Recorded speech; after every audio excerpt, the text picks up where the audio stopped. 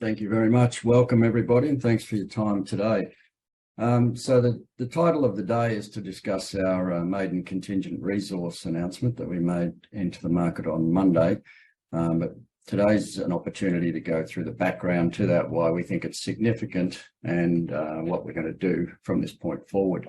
So my goal here is to talk for about 30 minutes and then hand it over to question and answers, and you can the instructions will be given as to how to manage those, but either by your phone or by the chat on the system. So we had a very positive announcement on Monday about NSAI, that's Netherlands Sewell, one of the foremost resource and reserve assessment that are recognised internationally out of the US, that have assessed our acreage and provided us the details on the quantification of our contingent resource. We'll go into that in a moment. First of all, a couple of the normal disclaimers, and the deck, by the way, is on the ASX. It was released this morning, so you can download that and have a look at yourself if you wish to see this in detail. Now, what we're saying here is we're bringing new energy to the east coast of Australia. So it's a compelling story, and I'll try and keep it reasonably simple. I'll dive into some of the technical details, but the compelling investment thesis here is that Australia's east coast is short of gas and will become more so over time. We have discovered and had confirmed significant volumes of gas in our acreage, and we believe this new play is part of the solution for the long-term supply into the east coast of Australia. So it's in the Taroom Trough, which is the southern part of the Bowen Basin. We're drilling a high impact appraisal of that, and it's innovative in the sense that it's a horizontal well, which not many of these have been drilled into deep, tight gas plays in Australia. We are one of the first. I believe Shell are currently involved in a similar program, so we'll talk a little about that in a moment as well. We're not your average small cap. I'll say that right from the get-go. We have a strong technical team with a lot of deep experience in Australia and international. We're backed by some significant investors that also are experienced resource investors with deep pockets and patient capital and understand the resource cycle. So we're not going out to market looking for funding for every element of our work program. We've really got a long view on this, and we intend to take this through to a significant outcome. We did a recent capital raise in August, fully funded, cornerstoned by our two top shareholders, which is the Ilwella, the Flannery family office, which some of you may know, and the TriStar Group, which some of you also may know. And that was priced at a slight premium to the market, which is very encouraging, and also underscores the significant backing of those two groups and other significant shareholders that are confident and are in here for the long term. So let's go through the esteemed board here. On the right-hand side, Andrew is the country manager for TriStar, and Quentin is the representative of Ilwella, the Flannery family office. Mike Sandy and myself are both geologists of long standing, and Stephen is the chair. So now we'll talk about the East Coast gas market. So what we're dealing with here, we've now confirmed through our announcement that this is a multi-TCF play. I'll talk about the figures, but we have 2C of 1.73 TCF and 3C of 4.50 TCF. Now, I'll put that into perspective. These are large numbers, and really the takeaway from today's presentation is that we have significant volumes poised to provide supply into the East Coast gas market. We're in the right place, and it's the right time. So this is a pretty compelling thesis.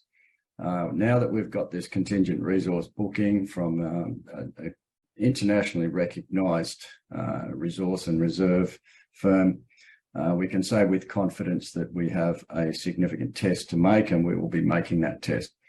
Several operators, including the majors, are actively de-risking the play, and I'm talking about Shell. Santos owns significant acreage here, and I know for a fact there are others that are looking at this with great interest. And the numbers that we put out this week will, I believe, get the attention of the industry, because this has been known for a long time, this play, but it's now reached a point where it's going to be treated a lot more seriously. The near-term potential is real, and one of the beauties of this type of play is that you can start and build up reasonably slowly. You don't have to invest a huge amount of capital to actually start production here. So we can get volumes into the market once we have confirmed that we can flow them at commercial rates. All right, so let's zoom out for a minute now. The map on the right is the Eastern Australian gas market, which is everything outside of Western Australia as it's defined by AEMO. The two charts on the bottom left paint a pretty compelling picture, quite a grim one.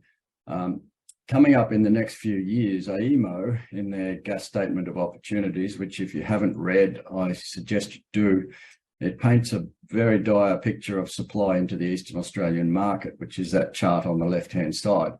So the big basins down the bottom there, you'll see the Gippsland Basin, explored and discovered in the 1950s and developed through the 60s, 70s, have been supplying Eastern Australia with oil, firstly, and then gas, secondly, during the last 6 or 7 decades. That is now coming to a rapid end, and they are depleting their gas reserves. Firstly, they produced all the oil, then they blow down the gas caps, which was significant, which takes all the pressure out of the reservoir. And that's the last stage of the life of those fields. So over the next decade, that will decline pretty rapidly. And that's really driving the big decline in the East Australian supplies. The Cooper Basin has been supplying as well over that time, but not as much. And that also has all of the big gas supplies from the Cooper have largely reached peak and post-peak. They're still supplying some and will continue to, but the drop-off from the Gippsland Basin is the dominant feature here. The other part of the world that's near that, all the infrastructure, is obviously the Bowen Basin, where the circle is there, the red circle, and that's where we're saying the next big lick of supplies will ultimately come from. So there's another thing to understand here is the difference between conventional and unconventional. And we'll get into this a little further down the road, but conventional reservoirs are those that flow under their own steam. They have sufficient permeability to produce at commercial rates. Unconventional, and the classic definition, is those where you need to provide some assistance to the flow to get them to flow at commercial rates. That was the definition and largely remains so, but there are some exceptions to that rule. And one of the exceptions is the coal seam gas fields in the Bowen Basin in Queensland, where they have supplied significant amounts of gas, 3 times the volumes that have been needed for the Eastern Australian gas market. And those volumes are going to export. And a large part of that, they do flow under their own permeability. They don't need stimulation. So they are unconventional reservoirs, but they flow quite well without being stimulated. Now, the conventional reservoirs in the Australian basins on the East Coast are now depleted or being depleted. So the next big play is for the unconventional reservoirs. And we are following a very similar pattern here that has been followed around the world. So in the US, the same thing happened. The big gas reserves and oil reserves have been depleted in the Gulf of Mexico, or they're not depleted, but they're at their peak or coming down the other side. And the big new reserves and resources were in unconventional reservoirs.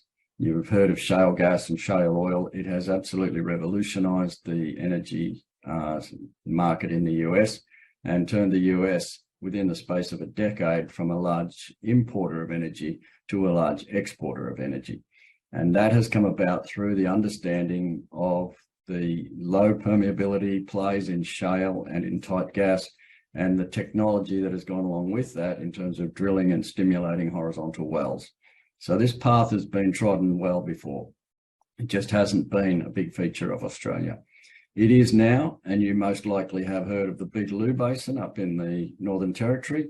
And there are some big investments and large exploration and appraisal programs going on up there to extract gas and oil from the shales in the Beetaloo Basin.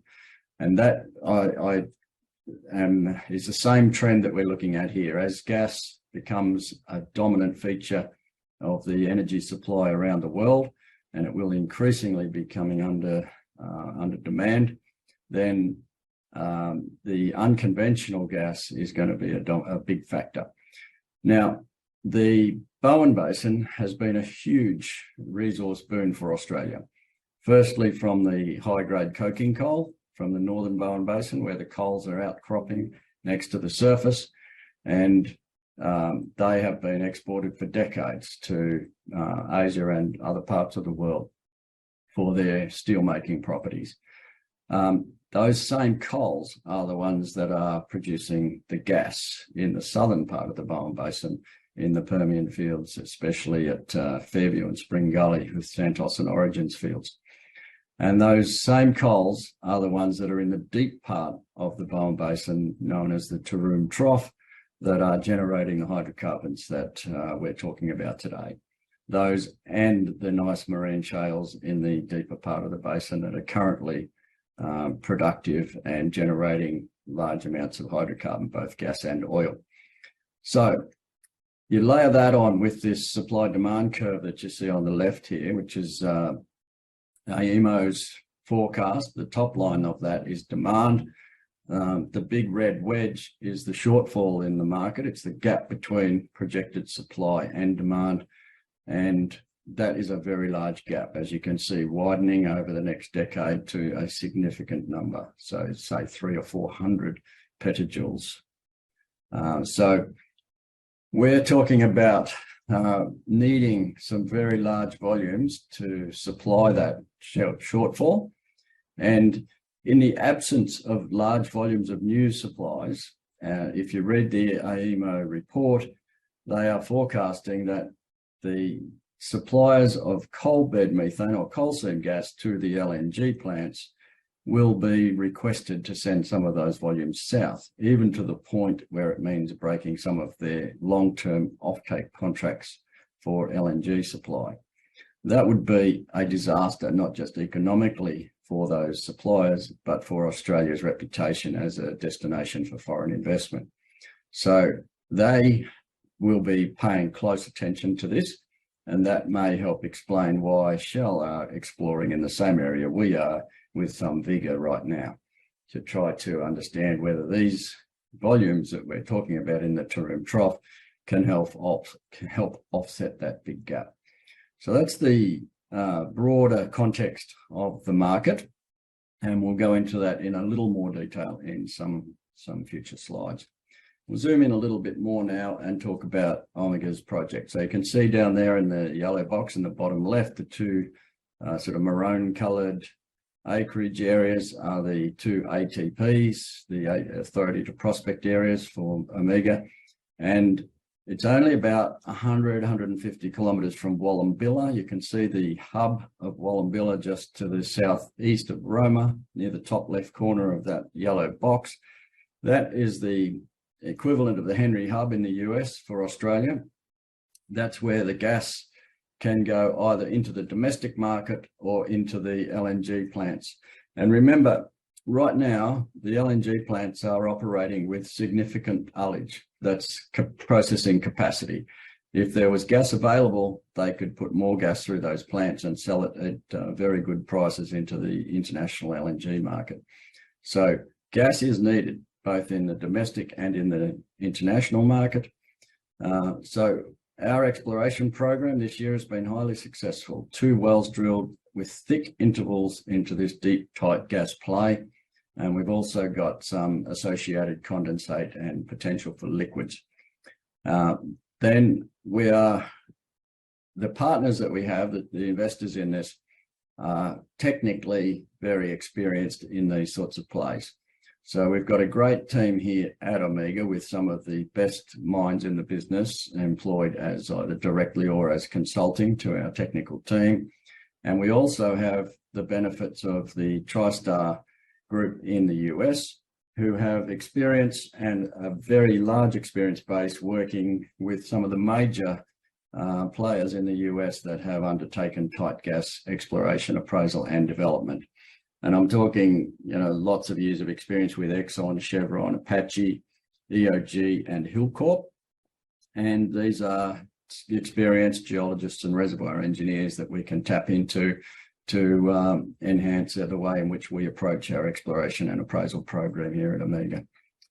So they're experienced, they're well financed, and they know what they're doing. Ilwella, the Flannery family, big resource investors that really understand the cycle of resources and things that the commodities that prices go up and down, and the large scale ebbs and flows of demand, and are patient investors in a very large sector that requires, as I say, high finance, but good technical understanding and patience. So this acreage position, large volumes, close to pipelines, close to both international and domestic offtake, and it has strong and short supply chains. So the benefit of having this in the area where there has been an established industry, and you see those dark grey areas on that map are all of the producing coal seam gas beds, coal seam gas areas. So the industry, the services, the goods, the skilled people that are in this area and will remain for decades to come are available to us for what will be an extensive and needs a lot of commodities, a lot of supplies, a lot of skills, drill rigs, et cetera, et cetera. And having them in an established area here is a fantastic benefit for this acreage, not just because of the fact that we can easily access them as we need to, but the cost of getting them there and having them available is much less than in some of the more remote places. I would hesitate to say like Beetaloo, where there's a challenge to get the skills, the people, the rigs, the goods that are necessary to prosecute those big infrastructure intensive plays. So that's I'll zoom in a little further now. So our acreage position there on the right, as I mentioned, there are others in this area that are paying very close attention. I point to the Shell symbols there. Santos are very interested. And obviously they are two of the current participants in the LNG facilities, so they understand this dynamic very well. But this area also has interest from others that are wishing to play in the future in this sector, and this is a great entry ticket for significant entry into the Australian resource plays. Now, the Taroom Trough, let's talk a little bit of geology. These are Permian rocks, so between 250 and 300 million years old.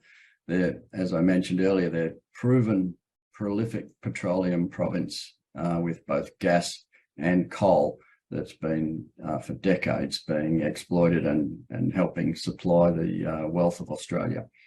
So we've got multiple thick package of gas saturated rock. We've got a nice level of what we term overpressure, which is essential for this play that traps the gas, not in a classic structural trap, but in what's called a basin-centered play beneath the top of overpressure. We understand the stress regime, which is necessary, in fact essential, to drilling horizontal wells and making sure we can stimulate them, we can fracture stimulate in the right orientation and to make sure there's a good connection to the rocks. And they have all of the hallmarks here of a prolific basin-centered tight gas play. And our initial prospective resource view, which was at on the prospectus when we listed last year, was for 3,000 PJs, which is the equivalent to 3 TCF nearly. That was the thinking we had, that this was a material play, and the recent announcement that we made on Monday with the assessment from NSAI has confirmed that now we've moved from prospective resource and we've got contingent resource. So that initial view has been confirmed, and in fact I think it was probably a little too modest. I think this has got some seriously large upside, and will be a big factor in the future for the Australian market. QGC, now owned by Shell, QGC became BG, became Shell, drilled a series of wells into this play with exactly this concept in 2012 to 2016 sort of time frame, and they did extensive testing and proved up the presence of the play and the ability of these rocks to flow from vertical wells, albeit at reasonably modest rates. So this play concept has been around, as I said earlier, for quite a long time. The missing link has been to get potentially commercial flow rates. And the experience from the US and elsewhere is that drilling vertical wells and flowing them is interesting, but it's nearly impossible without a number of horizontal wells to be able to scale the flow rates you get from the vertical into the flow rates you would achieve from a long horizontal section that's well stimulated and has a good hydraulic stimulation and flowback design and execution. So that's what really our program is intended to do.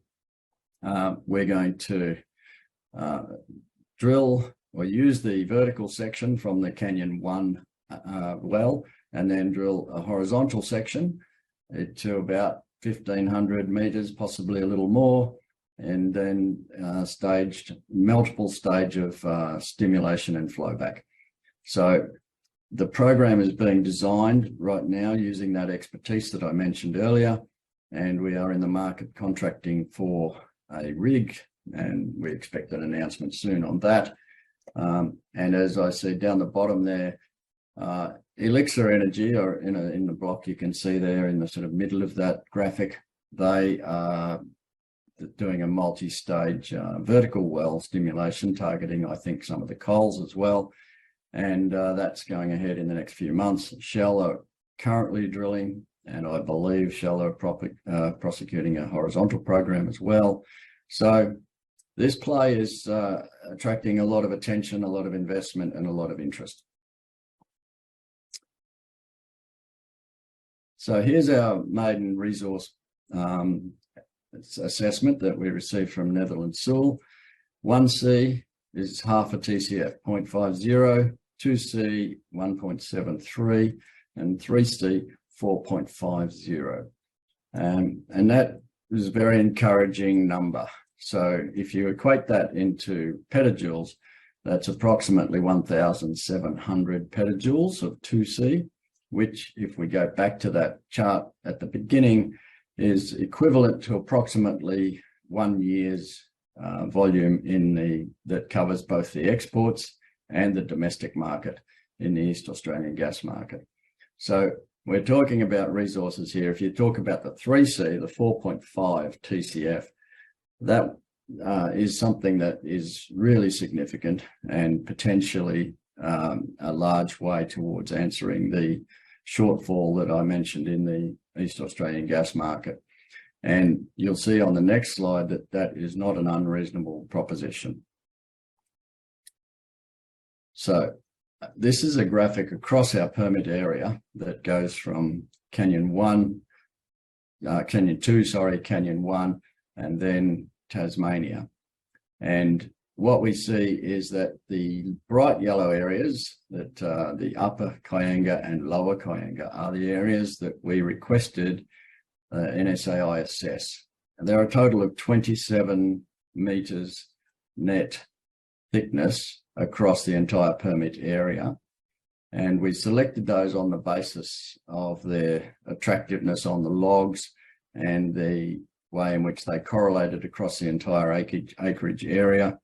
And that is all that has been assessed out of that total package. There is a lot of interest in here. There's coals, there's other clastic or some sandy formations, and we have a lot of potential in both the Kianga, in the lighter yellow, and the Back Creek group in the bluer area that we can access. But the key thing we wanted to do was get the first lot of contingent resource understood, so that the market would understand that this is a big prize. Then we want to undertake the critical test to see how much flow we can get from that.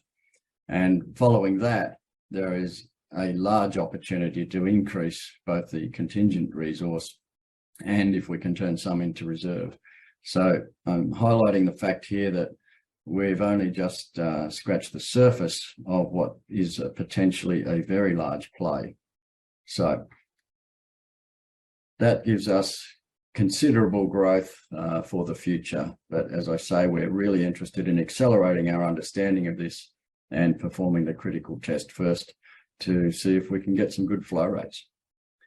And here's a close-up of the reservoir. And this is a graphic, so it's only for illustration purposes. Those well paths, what we're intending doing is using the Canyon 1 horizontal well. We will then drill from that and occur a radius and turn the well horizontally. And then we'll go along between 1,500 meters and 2,000 meters. We'll probably, although even a shorter section would suffice, but that would be our goal, is to drill that horizontal section and then do a multi-stage stimulation. And using the expertise of the team that we have assembled to design the parameters of that to ensure that we get a good connection to the rock and we ascertain its potential to flow. And that will calibrate that entire package that you see in front of you there, which is 394 meters thick in that Canyon 1 well from top to bottom. Not all of that is prospective, but a good portion of it will be. And that is an exciting test. So we're ascertaining right now exactly which level. We're designing the well, we're designing the fracture stimulation program, and we look forward to doing that. We, you know, if you take the parallel to the US, when they started understanding the potential of these unconventional resources, and then the technology was developed and tested and applied for drilling horizontally into these plays, that was the catalyst for an enormous value jump in the sector. It, as I said earlier, turned the US from a net importer to a net exporter of energy. And this in Australia has significant potential, we believe, to bring that same. Now, for those of you that are familiar with TriStar and their history in investing in Australia, they are a US group. They brought geologic understanding to Australia and were the pioneers in the coal seam gas sector here. And so they have a track record of recognizing these types of plays early, investing in them and bringing them to fruition. So this is not, as I said, your typical small cap. We've got a lot of really good thinkers and experience and deep technical understanding of this, this type of play to bring to the market. So that little box down the bottom right, horizontal wells made up about 14% of US natural gas production in shale in 2004, increasing to 97% in 2018. So that's the sort of potential that we are looking at here, just new technology, new application of existing technology, and we could have something really significant on our hands here. Just as the coal seam gas was not really recognized until, you know, the early 2000s, we think this is the next big play that will boost Australia's resource figures. So the outcome of the next 6 months is finalising the landing zone. We're developing the basis of design, the well program. We're in the market securing the major services and long lead items. Resource assessment we can tick off now. That's been done this week. We're progressing our tenure retention strategy. We've got some good reason to believe that we can successfully apply for an R&D tax incentive program and apply for a frontier gas exploration grant from the Queensland government. So we're fully funded to be able to undertake this program. The execution phase, we're anticipating we should be able to contract a rig that will be applying to the horizontal well in mid-year 2024. There's not many rigs in Australia capable of doing this, and to undertake an engineering and execution program of this scale, we want high quality rigs, high quality crews and good design. So this is not something we undertake lightly. it's roughly 3,500 meters deep, and then you turn horizontally and go another 1,500 to 2,000 meters. It's not a small undertaking. And then we do a well-designed fracture stimulation and flowback program, and we will really test this reservoir. And then this will calibrate how we approach the longer term to this nice package of tight rocks. And as I say, if we can unlock the key to this, it has enormous upside potential. So the long-term strategy is obviously a multi-well appraisal program. We're going to reclassify as many resources to reserves as we can. We'll develop full field development planning, and as 100% owners, I suspect by then we will have attracted the interest of some of the potential people that may want to come and farm in. So I think with that, I will cease talking and give you a chance to answer some questions. Thank you. If you wish to ask a question, please press *1 on your telephone and wait for your name to be announced. If you wish to cancel your request, please press *2. If you're on speakerphone, please pick up the handset to ask your question. If you wish to ask a question via the webcast, please type your question into the Ask a Question box. We'll now pause for a moment for phone questions to register.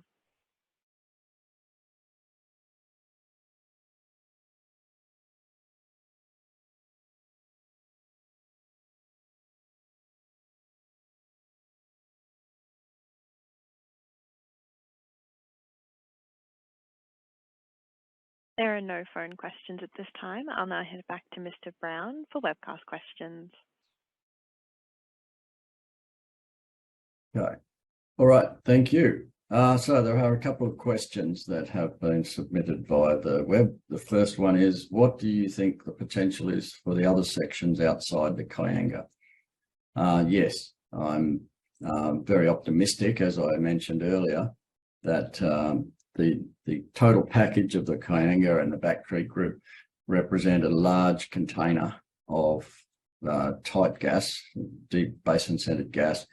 And once we have calibrated the ability of the rocks to flow by our first test, that will steer us towards exactly how much potential there is and the various characteristics of the different packages within that overall container. So we'll address that with upcoming appraisal. But as I mentioned, out of a total of well over 200 meters, we've only had assessed 27 meters so far. So the potential is very large. Next question is, how far will the funding you raised recently take you through the next phase of activity? That will be sufficient to conduct our horizontal drilling and also the completion, the stimulation and flowback. So that we're fully funded for that, and there's some upside, as I mentioned, in terms of R&D tax incentives and grants for frontier exploration. So we are quite well funded. How important is proximity to infrastructure? It's very important. It's the cost base that underpins this is incredibly important, because like coal seam gas, this is an unconventional gas. Each well will have a certain life and will need to be replaced with other wells. So the key to this is understanding how much you can derive from each well in terms of gas volumes and how much those wells cost. So the cost base is a vital part of that, and we think we are at a big advantage to other basins, potentially other resource-bearing basins like the Beetaloo that have gas, but if they have a high cost base, it's a high hurdle to overcome, not just in the development, but in the transportation. They're a long way from a market, and that has a cost associated with it as well, whereas we're very close to the offtake point for both the international and the domestic gas markets. Okay. How do you see the East Coast market developing over the next 2 years? Yes, it's immediately becoming obvious that there is a shortfall, and these projects have long lead times. So the governments now are starting to realise they've got a significant problem on their hands and putting forward a few incentives for the frontier explorers such as us to get after it. So I think The market is under threat during some of the really cold spells in the south during winter in particular. There's going to be some anticipated shortfalls, and I encourage you to go and read that gas statement of opportunities from AEMO to understand just how critical the situation is becoming. There's one here saying there are approximately 200,000 wells that have been drilled into tight oil and gas plays in the US. How does the local Bowen Basin geology compare to that found in the US? Yeah, most of those are in shale gas and shale oil that are relatively shallow. Whilst it's fundamentally the same technique of drilling horizontals, fracture stimulating and flowback, that's a lot of wells that have been exploited in the US at shallower depths. These tight, deep gas plays, such as ours, have analogues in the US, as I mentioned, and we anticipate far fewer wells than that will be needed. Each well here will be, we hope, more productive, meaning that we'll need fewer of them to exploit the total reservoir volumes that are possible. So it all comes down to the economics of, as I say, the flow rates, the price in the market, and the cost of the wells. Are there any examples elsewhere in the world of tight sandstone formations being commercially developed? Yes, indeed. In the US, mostly, Eastern Europe in some, and I believe in South America there are some deep, tight plays as well. So yes, there are a lot of examples of those. How many rigs with the required capability are available in East Coast Australia, and what is the approximate lead time to contract these? Is this a significant bottleneck? In the short term, there are probably 3 rigs that would be considered technically and capable of doing this, possibly more, possibly 4. Some of them are already on longer term contracts, so it's a pretty small market, and this is the reason there's a delay. So we're targeting high quality rigs to undertake what will be a reasonably challenging program, and we are prepared to be patient for that. But it is a bottleneck for exploration. If this play is proven, it will attract service companies and rig capabilities to come and service that requirement. So I think over the next year or two, with Shell drilling now, with us drilling, if we have some positive results, we'll see that the rigs will come to the market and we'll be able to attract them, so there won't be a bottleneck in the future. Why was only 27 meters of the formation tested? Any reason to not test the entire section to understand prospectivity? Yes, we approached this with a reasonable perspective of, I said earlier, the parts of the formation that was correlable or correlatable easily. The thickest sandy sections that show that there is storage within the pore space, and they are the sections that we would consider for our first landing zone and our first test in this section. So we really wanted, with our assessment, to show that this was of significant potential, to show significant volumes, to point out to the market that we are undertaking here a test that will have some significant upside if it's successful. And I think we elected to do that and have been successful in doing that, in showing that these volumes will be significant to the market. And then also pointing out that, as you are alluding to, there is significant upside if that's the case. So we didn't want to put out numbers that could be interpreted as being hysterically large, because at this stage, the range of uncertainty is quite large around those volumes. But yes, it is the significant upside, and the test is the next critical piece of information is, will they flow? How is the horizontal strategy different to other strategies that have been conducted historically? Yeah, I did mention that earlier. The historical wells drilled and tested and flowed back into them have resulted in some flow rates that are in the order of between 0.5 and 3.5 million standard cubic feet per day, which is interesting, but not indicative of the potential for the horizontal wells. So we really need to drill and test a horizontal well to understand the capability. And we're expecting that we'll see a much more significant sustainable flow rate. Last question here. Will Omega enter into any data sharing agreements as your neighbours have with Santos? We will be talking to other industry participants about that, and there are some significant advantages.